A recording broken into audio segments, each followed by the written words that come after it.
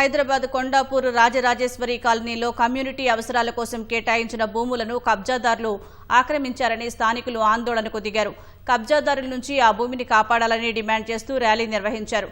కొండాపూర్ రాజరాజేశ్వరి కాలనీలో సుమారు 3600 చదరపు గజాల స్థలాన్ని పాఠశాల, పార్కు, ఇతర అవసరాలకి కేటాయించినట్లు కాలనీ వాసులు తెలిపారు.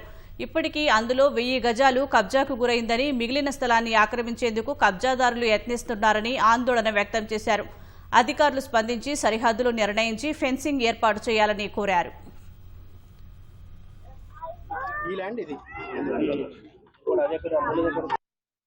రాజరాజేశ్వరి కాలనీలో చాలా సంవత్సరాల నివాసం ఉంటున్నాము.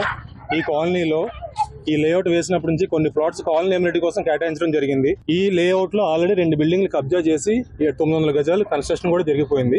ఇంకా మిగిలింది 2700 గజాలు మాత్రమే మిగిలింది. ఇవన్నీ కూడా దగ్గర 6 నుంచి 7 ఎకరాలు సుమారు ఉంటాయి. ఇవన్నీ కూడా కాలనీ ఎమ్యూనిటీస్ కోసం మాకు అలాట్ చేసిన ల్యాండ్స్ ఇవన్నీ కూడా దీన్ని కబ్జా చేయడం జరిగింది. దయచేసి దీని మీద యాక్షన్ తీసుకుని మాకు ఇవ్వాల్సిందిగా కోరుచున్నాం.